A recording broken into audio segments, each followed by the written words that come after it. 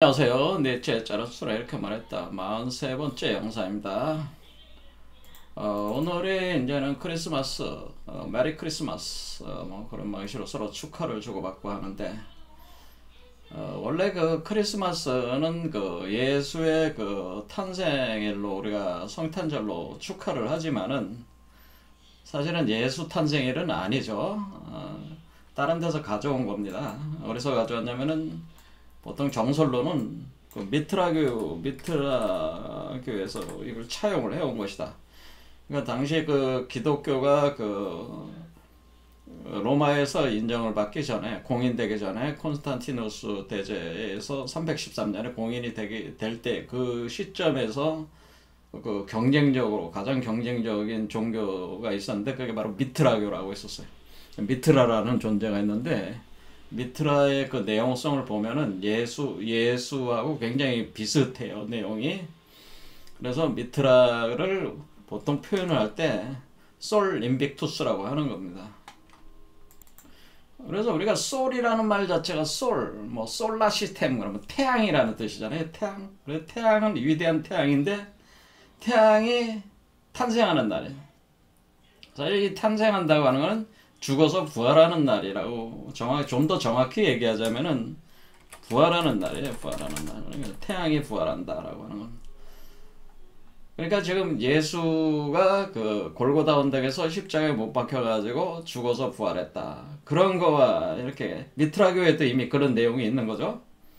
이때 우리가 왜 그럼 12월 25일이 이걸로 잡는 것이냐면은 좀 여러분들이 이제는 달력을 보면은 12월 22일이 동지입니다. 대개 동지. 동지는 1년 중에서 밤이 가장 길어요. 근데 밤이 가장 길다 보니까 어둠이 제일 깊잖아요. 그러니까 어둠이 제일 깊으니까 이때가 죽음을 상징하는 거죠. 죽음. 그래서 동지는 죽음을 상징하는 것이다. 그리고 다시 낮의 길이가 길어지기 시작하는 것이 12월 25일부터 낮이 길어진다는 것은 서서히 길어지기 시작하는 거죠. 그러니까 요 3일 동안 죽어 있다가 길어지기 시작한다는 거예요. 이렇게 3일 후에. 그래서 3일 후에 부활한다. 그래서 예수가 죽어서 3일 후에 부활했다. 그런 개념이 여기 지금 다 투영이 되어 있는 거죠. 여기 할 때 우리가 동지가 이렇게 발동을 할 때 우리가 이 그 12황도 개념으로 보면은 동지가 이 바다염소 자리에서 주로 얘는 동지선이 바다염소 자리에 포인트가 여기 잡혀 있었어요. 그래서 바다염소 자리의 형태를 보면은 우리가 이제는 그 삼각형이 역삼각형으로 돼 있어 가지고 그래서 마치 그 어둠 속으로 지옥 속으로 들어가는 그러니까 블랙홀 속으로 들어가는 개념으로 표현을 해주는 것이다. 요 삼각형으로 돼 있다는 거죠. 그래서 그래서 바다염소에서 죽어서 여기가 이제 동지선이 되고 그 다음에 요 나오는 게 우리가 K론이라고 해서 궁수자리로 들어온단 말이에요. 그럼 궁수자리는 우리가 뭐냐면 우리가 말을 뜻하잖아요. 말하고 사람이 붙어 있는 거잖아요. 그러니까 우리가 예수가 십자가에 못 박혀서 죽어서 부활을 할 때 아이로 다시 탄생을 하는 거죠. 아이로 다시 부활했으니까 새롭게 태어날 때 그것이 아이의 모습을 갖는다. 그래서 이거의 마국간에서 탄생하는 그런 개념으로 죽어서 다시 탄생할 때 그 마국간에서 탄생. 그러니까 우리가 그 기독교인들이 그 크리스마스에 성탄절에 그 마국간 그 구유에서 태어났다고 하면서 그 막 축하들 하는 그 내용이 요 메커니즘에도 있는 거죠. 자, 그래서 이것도 이제 니체하고도 연관이 있는 겁니다. 니체도 그런 그 지난 그 영상들에서 우리가 봤지만은 니체는 자신을 가리켜서 염소치기라고 해서 염소를 치는 사람이다라고 하는. 그래서 염소치기라고 표현한 게 그 디오니소 자그레우스가 어린 시절에 염소였다라고 하는.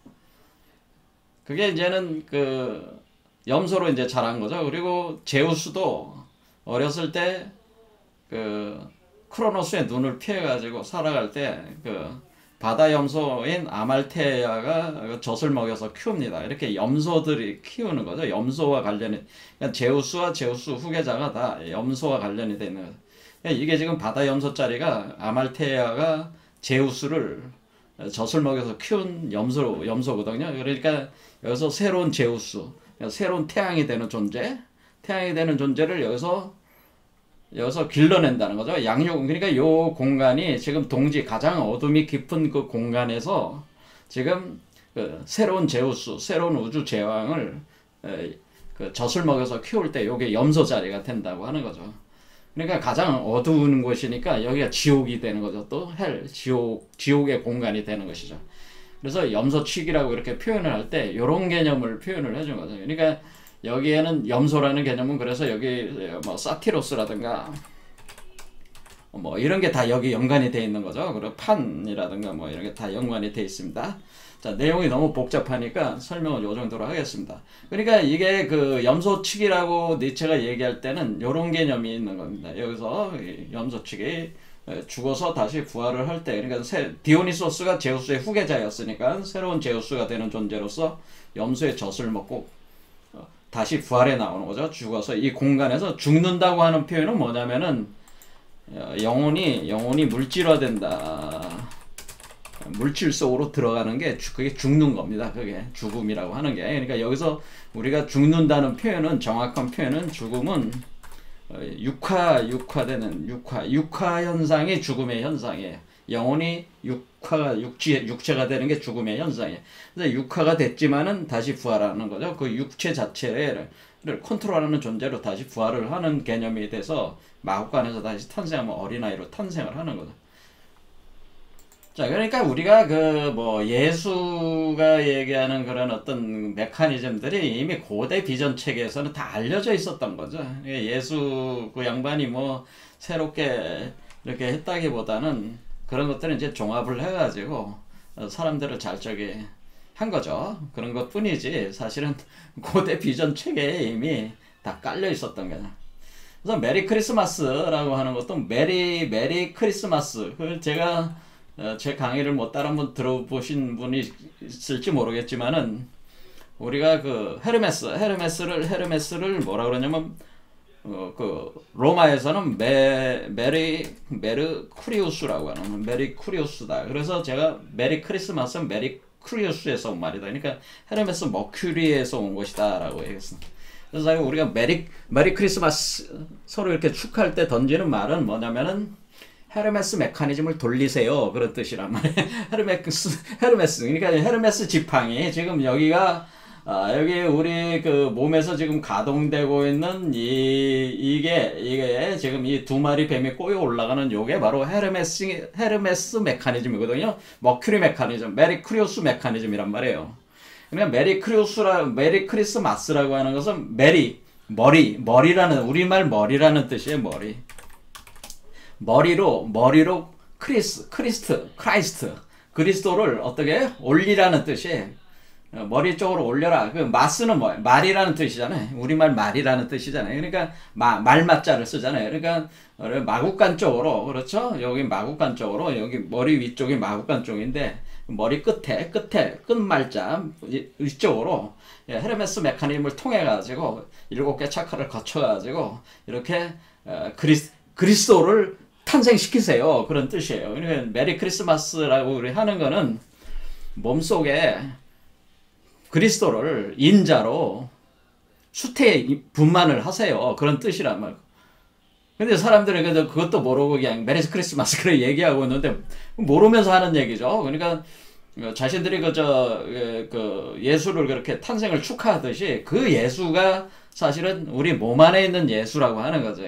그 예수를, 그리스도를 몸 안에서 수태 분만하세요. 그러니까 그거는 그 크리스트라는 게 크리스트가 사실은 위버맨시죠. 그러니까 저는 위버맨시다. 그러니까 그래, 크리스트를 우리가 이제는 이 그리스 말로 이렇게 하는 거, 이걸 메시아라고 하는 거죠. 그러니까 메시아가 위버맨시입니다. 그래서 메시아가 위버맨시고 크라이스트, 그러니까 똑같은 얘기를 하는 겁니다. 그러니까 미트라교도 그렇고 예수도 마찬가지고 니체도 그렇고 똑같은 얘기들을 하고 있는 것뿐이에요. 단지 지금 그 니체가 지금 그 19세기에 활동하던 그 시대에 있어서는 그 시대에 맞게 예수보다는 좀 더 세련되게 그 나름대로 좀 과격하게 더 얘기를 하고 있는 것뿐입니다. 자, 그러니까 우리가 우리 몸속의 헤르메스 메커니즘, 바로 머큐리 메커니즘을 돌려서 두 개의 지팡이, 뱀으로 된 지팡이, 헤르메스 지팡이를 돌려가지고 그리스도, 위버맨시를 숫에 분만해라. 메리 크리스마스다. 그게 그런 겁니다. 그러면은 죽어서 여러분 자신이 죽어서 다시 새로운 육체로 부활한다. 그런 뜻입니다. 자, 그러면은 그 다음에 그 짜라투라 이렇게 말했다. 그러니까 진행을 하겠습니다. 자, 그래서 그 지난 시간까지 우리가 그 무리군중, 우리가 인간 말종이라고 하는 그 무리군중이라고 하는 것에 대해서 우리가 나름대로 치밀하게 공부를 해봤어요. 그래서 현대에 살고 있는 그 대중이라고 하는 게 니체가 얘기하는 무리군중들에 속한 거죠. 그래서 이 무리군중들은 지금 현재 그 이 짜라투트라가 지금 시장에 와서 그 고개하는 곳에 와가지고 모여있는 그 사람들을 그게 무리군중인데 대중이라고 이렇게 보시면 되는 거죠. 이제 비유 체계니까. 그렇게 할 때 이 대중들은, 무리군중들은 그 위버맨시를 주장하는 짜라투트라를 좋아하지 않았죠. 아주 차갑게 대하면서 결국에는 미워한다는 거죠. 나를 쳐다보며 웃고 있다. 나를 미워하기까지 한다. 저들의 웃음에는 얼음이 들어있다. 그러니까 일반 대중들은 위버맨시를 원하지 않는다는 거죠. 이해하기를 원하지도 않고 받아들이기를 원하지도 않는, 관심이 없다는 거죠. 아예. 그래서 오히려 그 위버맨시를 받아들이게 되면 어떤 현상이 생겨요? 일단 위버맨시를 받아들이면 자기 해체 과정이 시작이 되니까 자기 파괴와 해체와 자기 죽음이 전제가 돼. 여기도 지금 보면은 죽어야 되잖아요. 자기가 해체돼야 되잖아요. 왜냐면 부활해야 되니까. 부활하려면은 일단 죽어야지 부활할 거 아니에요? 그러니까 자기 죽음을 불러오는 거기 때문에 일반 대중들은 그걸 받아들이길 수가 없어요. 너무나 공포스러운 얘기이기 때문에 자기한테 그런 걸 강요하지 마라. 그러니까 미워하는 거죠. 왜 나를 죽이려고 하는 거냐. 나 여기서 잘 먹고 잘 살고 있어. 왜 나를 죽이려고 그래? 왜 죽으라고 그래? 왜 해체라고 그래? 왜 새로운 세상을 열기 위해서 이전의 세계는 왜 파괴돼야 된다고 왜 그렇게 얘기를 하느냐? 그럼 내가 죽어야 되는 거냐? 뭐 이런 식의 나는 죽기 싫어. 나는 그냥 기계인간이 돼가지고 영원히 살고 싶어. 뭐 이런 식이라는 거죠. 그러니까 이제 그 니체에 대해서 굉장히 증오심이 일어나죠. 자기를 죽이려고 하는 거니까. 그러니까 그러면서 미워하게 되고 그리고 차갑게 대하는 거죠. 그래서 나중에 보면은 니체가 거기서 짜라투트라가 맞아 죽지 않은 것만 해도 다행이다. 그렇게 하는 내용도 있습니다. 자, 이런 그 대중의 반응은 너무나 당연한 것 같아요. 그렇죠. 너무나 당연합니다. 제가 볼 때도. 자, 그래서 6번째 절에 와가지고 이제는 읽어보겠습니다. 그런데 그때 모든 입을 다물게 하고 모든 눈을 얼어붙게 만드는 일이 일어났는데 그 사이 줄타기 고개 사는 자신의 일을 시작했다. 그는 탑의 작은 문에 나와서는 두 개의 탑에 단단히 메어져 시장과 군중의 머리 위에 걸쳐진 밧줄리를 걸어갔다. 그가 밧줄 중간에 이르렀을 때 작은 문이 다시 한번 열리더니 포센라이서처럼 알록달록한 옷을 입은 놈 하나가 뛰쳐나와 재빠른 걸음으로 앞선 자를 뒤쫓았다.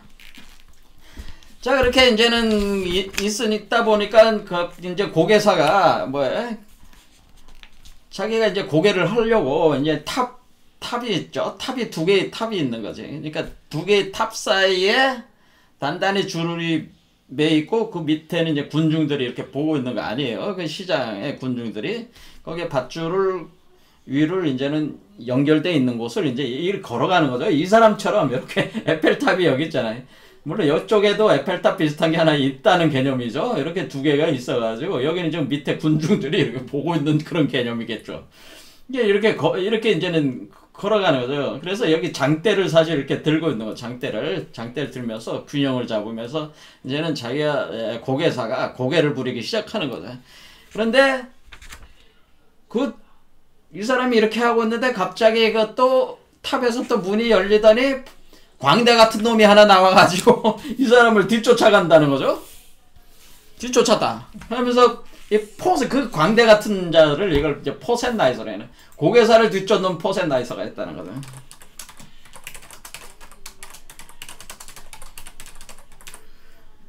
이걸 포센나이서를 이제는 뭐 특별히 뭐 광대로 번역 안 하고 그냥 여기 백승영 교수께서 그냥 포센나이서라고 했습니다. 그래서 포센나이서로 그냥 하겠습니다. 포센나이서가 고개사를 뒤쫓아가면서 빨리 가! 저런 말이야. 그는 무시무시한 목소리로 외쳤다.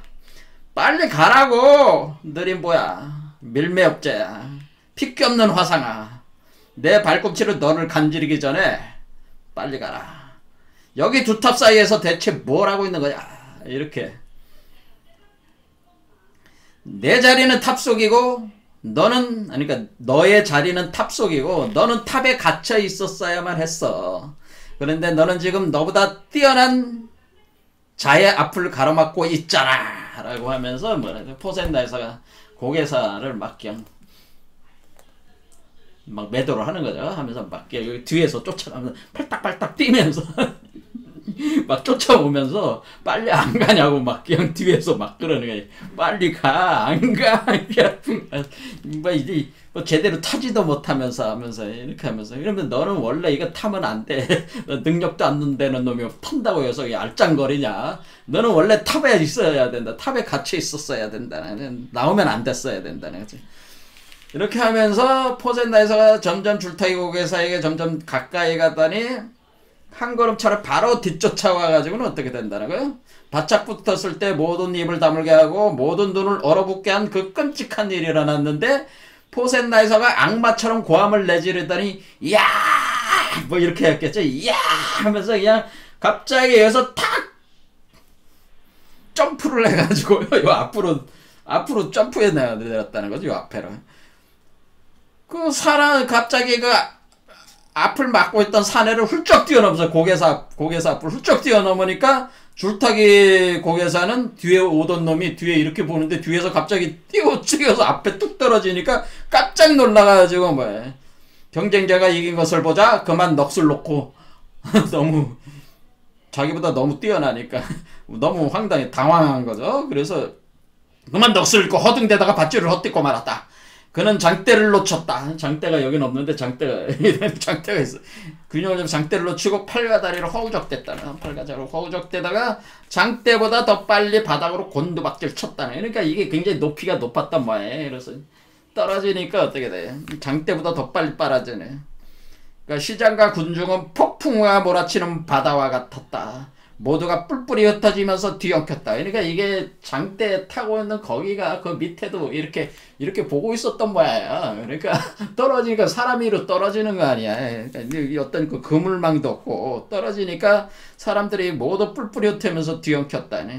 떨어져서 잘못하면 뭐야? 부딪히면 죽으니까 막. 줄타기 고개사의 몸이 떨어진 곳은 특히 그랬다. 그래서 줄타기 고개사는 엄청난 이제 부상을 입게 되는데요. 자, 여기까지 보겠습니다. 자, 니체는 굉장히 상징비유책에 굉장히 능통한 사람이었어. 보통 철학가 같지가 않아. 니체는 거의 영성 상징 그런 부분에 너무나 뛰어나기 때문에 지금 이 니체를 나름대로 해석한다고 하는 그 철학자들, 당대 철학가들은 이런 니체적인 이런 언어를 구사하기가 힘들어요. 그래서 여기도 지금 비유가 나온 게 고개사, 포센나이서, 탑이라는 표현이 나왔잖아요. 그래서 우리가 이 고개사의 밧줄을 걸고 간다는 거는 이 밑에부터 위로 이렇게 밧줄이 두 개의 뱀이 꼬여가는 게 요게 청실, 홍실 해가지고 꼬여가지고 이렇게 받줄이 되는 거고 요 밧줄 타고 가는 거라고 말씀을 드렸잖아요. 여기서 여기까지 가는데 거기에 이제 두 개의 탑이 그러니까 그러려면 위에도 탑이 있어야 되고 아래에도 탑이 있어야 되는 거 아니야. 그러니까 이 밑에 탑과 위에 탑. 자, 그래서 요 탑을 이렇게 놓으면은 탑이 요쪽에 있네요. 여기에 탑이 하나가 있고 여기 탑이 하나가 있네요. 이렇게 탑이. 이게 이렇게 연결한 거죠. 이게 여기 이렇게 높게 저기 하니까 이렇게 줄로 연결을 하는 거죠. 예, 이렇게 연결을 해가지고 여기를 이제 가는 거죠. 그게 이제 이렇게 간다고 생각하시면 되는 거죠. 자, 그래서 이 탑과 탑을 연결을 한다라고 하는. 그래서 이 탑이라는 상징 체계가 나온 거예요. 그래서 이게 두 개의 탑이라는 그 개념이 이제 어떤 거냐는 걸 오늘 보려고 하는 겁니다. 그래서 두 개의 탑 하면 여러분들이 이제는 영화를 좋아하시는 분들은 금방 이게 두 개의 탑 하면은 그 반지의 제왕에 보면은 반지의 제왕의 2편에 두 개의 탑이라고 하는 거로 해가지고 그러니까 반지의 제왕 큰 제목 아래 이제는 소제목으로 그렇죠. 두 개의 탑, 더 투 타워라는 거로 해가지고 두 번째 영화가 반지의 제왕 두 번째 시리즈 중에 두 번째 영화가 두 개의 탑으로 돼 있잖아요. 여기 두 개의 탑이 있잖아요. 그렇죠. 두 개의 탑이라는 개념이 나온다네. 이게 도대체 뭘 상징하는 거냐라는 거죠, 이게. 여기도 보면은 두 개의 탑이 있는데, 반지의 제왕 two towers, 그러니까 이쪽 탑과 이쪽 탑인데, 원래 이거 반지의 제왕의 원 작자가 바로 J.R. 톨킨이라는 분이잖아요. J.R.R. 톨킨. 여기 J.R.R. 톨킨. 여기도 보면은 여기 두 개의 탑이라는 그 책이 있죠. 이분이 책이 시리즈로 계속 나온 거니까. 그래서 여기 보면은 여기 탑이 하나가 있는데 탑 위에는 그 초승달이 걸려 있고 탑 하나에는 별이 걸려 있죠. 그래서 여기 동그란 원이 있잖아요. 이렇게 그렇죠. 원이 있고 여기 새가 한 마리가 지금 날아가고 있잖아요. 그렇죠. 요 달에서 별로 날아가고 있습니다. 그러니까 이게 뭐냐면은 지금 요 동그란 원은 지금 여러분들도 뭐 직관적으로 지금 이해할 수가 있잖아요. 그게 어떤 거였겠어요? 지금 이 두 개의 탑이 지금 이 탑이 자, 요게 딱 보실 때 요 탑이고 그렇죠? 요 탑이에요. 그리고 여기 새가 날아가고 있잖아요. 그래서 새가 밑에서부터 이렇게 가는 개념이잖아요. 지금 밑에서 새가 여기 위에가 새잖아. 새 날개가 있으니까 이쪽 이렇게 가는 거잖아요. 그럼 요 동그란 거는 뭐겠어요? 동그란 걸 이걸 뜻하는 거겠지. 이거를 얘기하는 거야. 이거. 자, 근데 이거는 큰 원 안에 또 작은 원이 있는 거죠. 그렇죠. 요 하나의 큰 원 안에 그러니까 요건데 요거는 안쪽에 있는 거니까 요걸 뜻한다고 하는 걸 알 수가 있어요. 그러니까 요게 가는 거죠. 이렇게 수태분만하는 개념이죠, 이게. 투 타워즈라고 하는 거. 자, 여러분들이 또 이제는 저희 두 개의 탑의 이미지를 우리가 또 떠올리면 또 여러분 우리가 생각할 수 있는 걸 보면은 우리가 이제는 그 불국사에 보면은 석가탑과 다보탑이 있어요. 그러니까 이것도 같은 개념을 투사라는 거예요. 석가탑과 다보탑. 예. 이런 개념이에요, 이것도. 불국사. 그러니까 지금 우리가 우리가 불국사라고 하는 건 부처의 나라를 만드는 그 사원이라는 뜻이잖아요. 부처의 나라를 만들기 위한 사원이 되는 그 개념인데 거기에 석가탑과 다보탑이 있다고 하는데 이 두 개의 탑으로 이렇게 돼 있다는. 그래서 우리가 불교에서 얘기하는 그 스투파, 이 탑 있잖아. 불교에서 탑을 많이 쓰잖아요. 그래서 스투파라고 그래요. 스투파라는 그 탑의 개념을 여기서도 이제 도출할 수가 있는 겁니다. 자, 그렇게 할 때 우리가 이 개념과 다 연결을 해가지고 이제 개념들을 여러분들이 한번 상상을 이제 동원을 해보시라는 얘기죠. 자, 이것을 좀 더 잘 이해하기 위해서 제가 하려는 거는 이제 타로 카드를 보면은 좀 더 이해하기가 쉬워요. 자, 우리가 이제 메이저 아르카나 타로 카드라고 해서 이제 요즘에 이제는 우리는 그 점을 볼 때 사주 명리로 예전에 많이 보다가 조금 요즘 젊은 사람들이 타로 카드로 많이 점을 본단 말이에요. 근데 타로 카드를 뭐 복잡하게 얘기하려는 건 아니고 타로 카드 중에 메이저 아르카나 타로 카드라고 있는데 그게 22장으로 되어 있습니다. 그래서 22장에 보면은 여기에 그 16번째에 바로 타워 카드가 있습니다. 타워 카드. 그리고 이 타워 카드가 타워가 하나잖아. 지금 이게 지금 그 탑 카드인데 탑 카드가 지금 이게 타워가 하나잖아요. 그래서 이 탑 카드는 지금 번개가 쳐가지고 탑이 무너지면서 이 탑 속에 있던 사람들이 뛰어내리는 형상을 표현하는 거예요. 왕관이 날아가면서.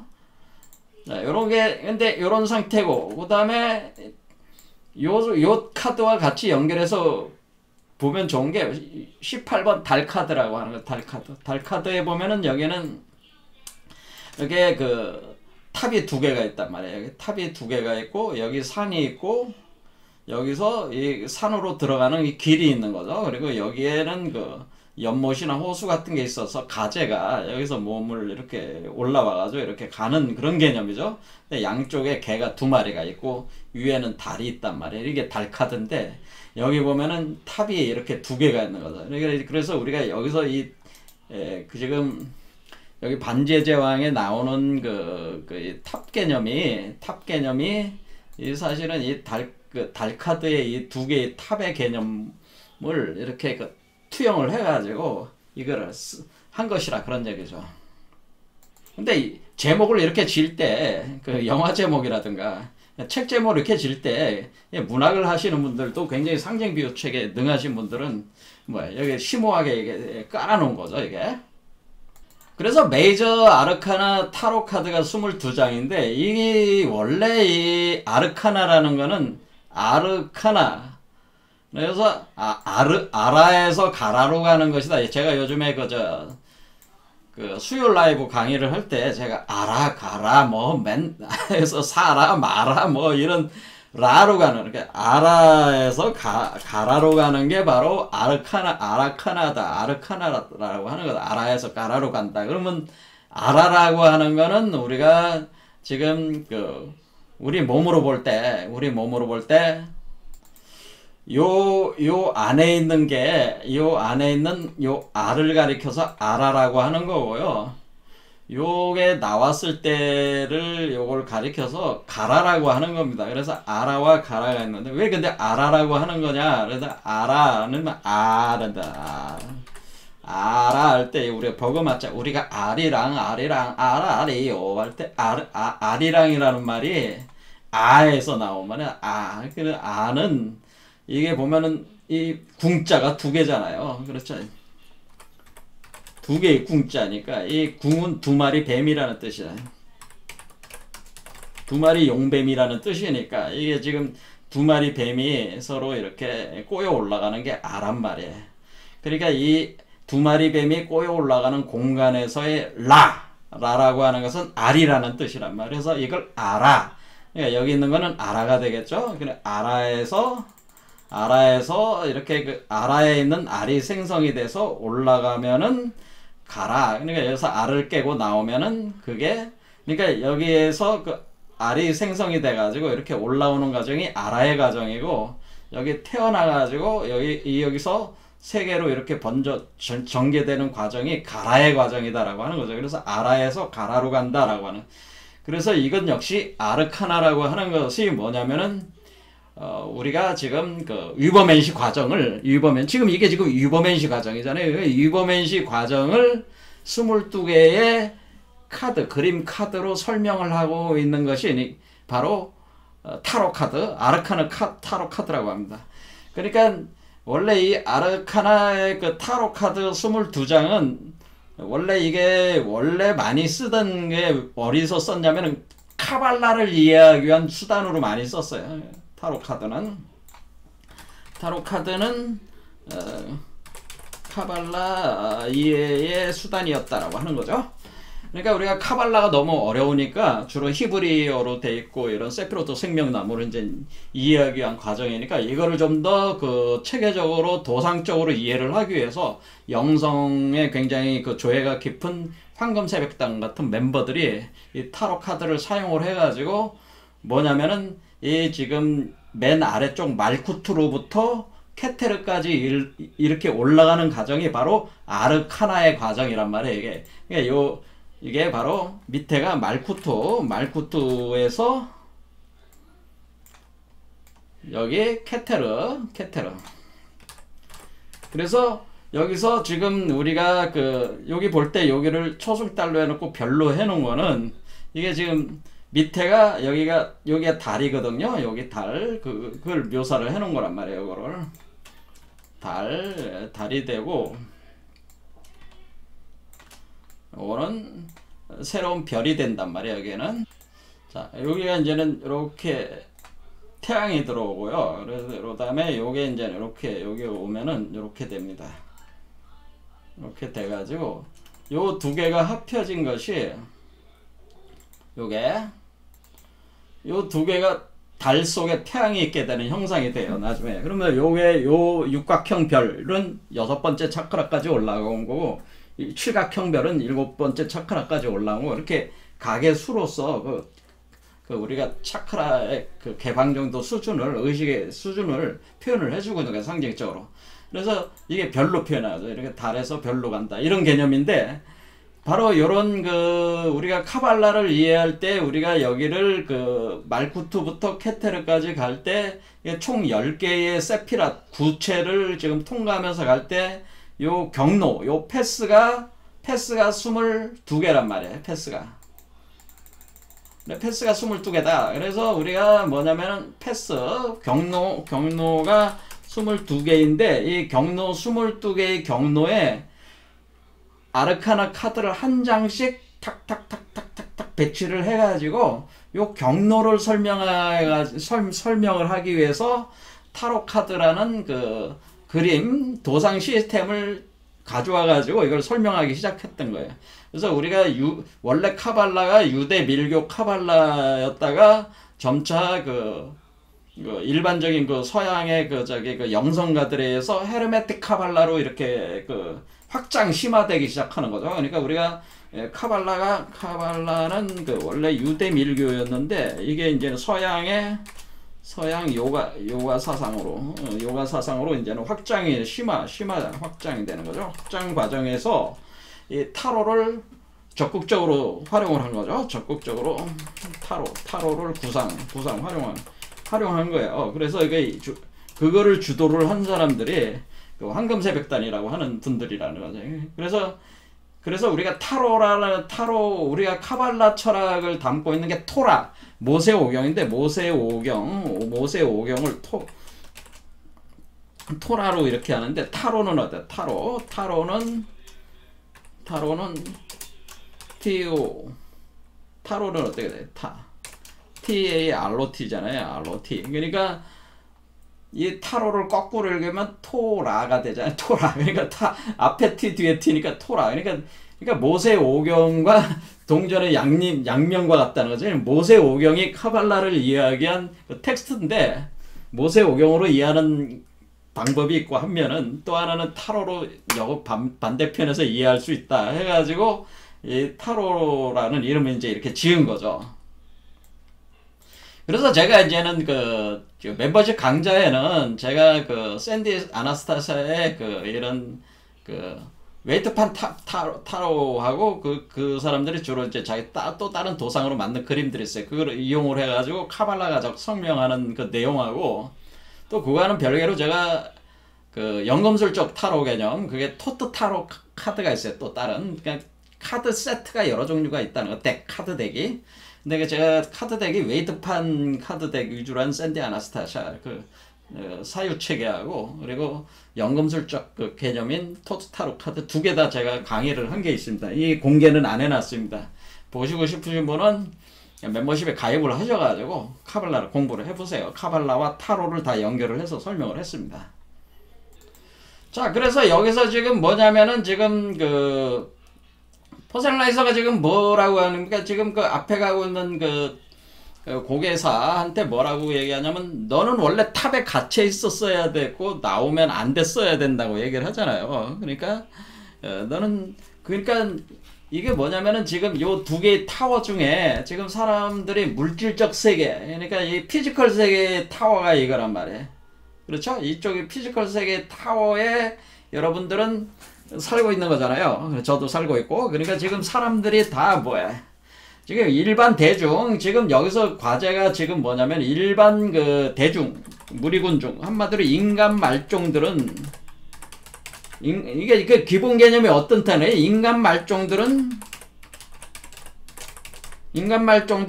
타워에 갇혀 있다는 거죠. 탑에 갇혀 있다. 인간 말종들은 탑에 갇혀 있는데 그 탑에서 나오면 안 된다는 거지. 그런데 지금 고개사가 인간 말종들 중에서 나온 거죠. 고개를 타보기 위해서 나온 거지. 시도를 해보기 위해서. 그래서 나왔는데 능력도 안 되는 놈이 나와가지고 하니까 밧줄에서 떨어져가지고 이제 결국에는 이제 죽게 되는 거죠. 그래서 인간 말종들은 기본적인 사고가 뭐야? 포센나이서가 볼 때는 인간 말종들은 탑에 갇혀 있는 존재들인데 탑에서 나오면 안 되는 거지. 그렇죠. 탑에서 나오면 안 되는 거예요. 그래서 그게 뭐냐면은 여기 탑 카드에서 얘기하는 이렇게 여기 지금 요거 보면은 여기 위에서 번개가 쳐내려오잖아요. 그러니까 이 번개라고 하는 건 뭐냐면은 제가 말했듯이 위에서부터 아래로 꽂혀오는 게 번개라고 그랬잖아요. 그래서 이걸 번개의 길이라고 그랬죠. 번개의 길. 하늘에서 땅으로 꽂히는 게 번개의 길인데, 어딜 치는 거예요? 하늘에서 땅으로 내려치니까 요 탑을 치는 거죠. 요 탑을 쳐가지고 탑을 깨는 거죠. 탑을 파괴하는 거죠. 탑을. 그러니까 지금 이 사람들이 그 탑 속에 갇혀 있단 말이야. 그 인간 말종들이. 근데 번개가 쳐내려서 탑을 깬다는 건 뭐야? 각성이 일어난다는 거죠. 각성이 일어나면서 자기 해체 과정이 일어난다는 거잖아요. 이게 지금 그렇죠. 각성이 일어나고 자기 해체가 일어나는 거지. 그렇죠? 그래서 자기 해체가 일어나면서 뭐예요? 여기서 지금 이렇게 떨어져 내리는 사람이 낭떠러지 떨어서 죽는 개념을 표현한 게 아니고요. 이쪽에 탈출하고 있는 개념이에요. 탈출. 그러니까 지금 탑에서 탈출하고 있다는 거예요. 자기 해체 각성하게 되면 탑에서 탈출하는 거죠. 탑에서 탈출해가지고 뛰어내리는 거예요. 그러니까 이 탑 밖으로 뛰어내려. 각성. 번개를 맞아가지고 이전에 자기가 세상의 왕인 줄 알고 자기가 잘난 척 했는데 어느 날 이제 그게 아니라는 걸 안 거예요. 이게 이제 새로운 길을 가야 된다는 거 아니에요. 그렇게 이제 번개가 쳐내려오면 몸 안에 실제로 번개가 쳐들어오는 거죠. 쳐들어오면은 그 각성이 일어나면서 탑에서 탈출해야 되겠다. 탁 하면은 탑이 폭파가 되면서 탈출하는 거죠. 그러면은 지금 탈출에 나온 거잖아요. 이제 고개사가 탈출에 나왔잖아요. 다시 돌아갈 수도 없어. 그래서 여기 다 그림들이 뭐예요? 번개가 쾅 쳐가지고 그거를 다 탑을 무너뜨리고 탑을 불태우잖아요. 그래서 사람들이 막 뛰어내리잖아요. 여기서는 그림에서는 뭐 제3의 여기 전시안이란 말이야. 그러니까 여기가 지금 제가 여기가 전시안이 있다고 그랬잖아요. 여기서 빛이 번쩍하고 번개의 길이 나오니까 여기 그림은 그런 걸 표현해요. 탑의 밑에 번개가 내리면 불덩이가 떨어지는 거 아니에요. 떨어져가지고 탑을 파괴하는 거죠. 그래서 사람들이 다 떨어져 나가는 거지. 자, 요런 식으로 그 탑 카드의 상징 체계가 돼 있다고 하는 거죠. 그러니까 우리는 이 탑이라고 하는 거는 돌로 지은 거잖아요. 돌로. 그렇죠. 견고한 성이잖아요. 그래서 우리가 보통 표현할 때 이걸 뭐라고 그래요? 이게 바벨탑이라고 하는 거죠. 바벨탑. 그래서 우리는 지금 바벨탑과 같은 그 세계 속에 그러니까 우리는 지금 바벨탑을 왜 바벨탑이라고? 바벨탑은 원래 하늘에 올라가기 위해서 지은 거잖아요. 그래서 위버맨시 프로젝션 하려고 그랬죠. 위버맨시 투사에서. 그러니까 이게 바벨탑의 목표가 뭐냐면 우리가 기계인간이 돼가지고 우리가 이 위치를 기계인간으로 위버맨시를 달성하려는 목표 하에서 바벨탑을 지금 계속 쌓고 있는 거야. 인류 문명이. 그러니까 그 탑 속에 사람들이 갇혀 있는 거죠. 그렇죠. 근데 그런 방식으로는 안 된다는 걸 모르고 계속 탑을 쌓고 있는데 궁극적으로는 그 탑이 파괴가 되잖아요. 그렇죠? 탑이 파괴가 되는 현상. 그래서 바벨탑이 무너져야 된다. 그러니까 지금 현실계에서 우리가 이렇게 하고 있는 이 탑이 무너져야 된다는 그런 개념이 여기에 이제 들어갈 수밖에 없는 거죠. 자, 그럼 이 탑이 무너졌으면은 그런데 이게 무너진 탑이 가치가 없는 게 아니고 무너진 탑의 재료는 남아있잖아요. 돌이라든가 이런 거 다 남아있잖아요. 그렇죠? 그러니까 그걸 가지고 새로운 탑을 만들어야 된다는 거죠. 그렇죠. 그러니까 여기다가 이쪽에는 어떻게 되는가? 새로운 탑. 그러니까 지금 여기 아래에 있는 탑은 이거는 지상의 탑이 되는 거죠. 지상의 탑. 지상의 탑. 땅의 탑이란 말이에요. 땅의 탑이고, 그리고 위에 있는 거는 하늘의 탑이란 말이야. 새로운 탑을 만드는데 이것을 하늘의 탑이라. 하늘의 탑을 만들어야 돼.